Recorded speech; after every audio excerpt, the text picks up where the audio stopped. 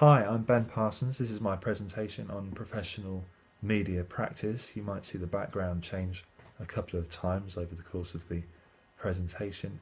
I've interviewed journalists as the focus of my work, and the presentation, or the themes of the presentation, in many ways the themes of the course, can really be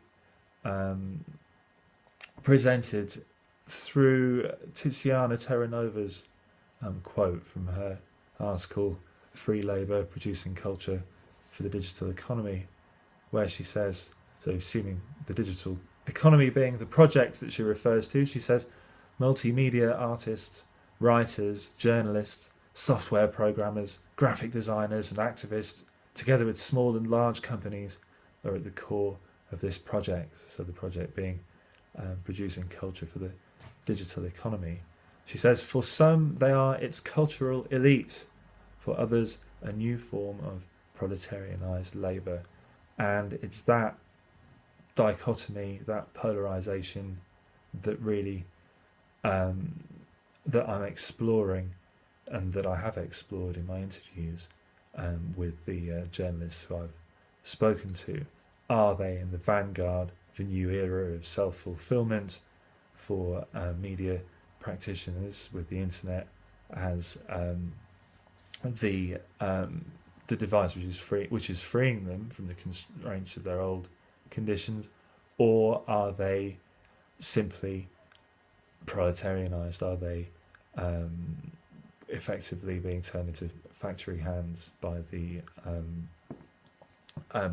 way in which the internet working is conforming to these to all Marx's and others' predictions about capitalism and the inherent exploitation or exploitative nature of capitalism.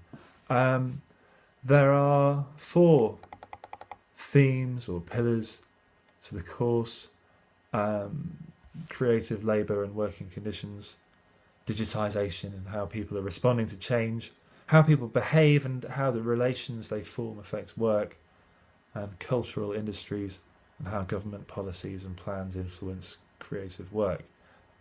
My presentation is really going to feature or focus on the first 2, so creative labour, working conditions, and digitisation and change. I've spoken to 4 people, 4 journalists, who've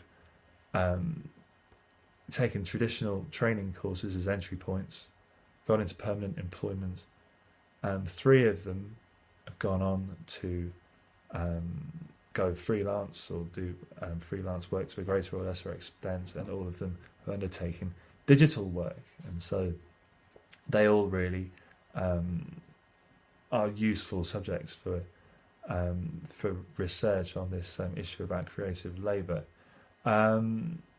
They, because they're still working, I've given them assurances that they would not be identified publicly in any published research, and so to be on the safe side, what I'll do is just use their first names, and we'll just refer to the companies they're working to by type rather than by the exact names of the companies, which would certainly be household names.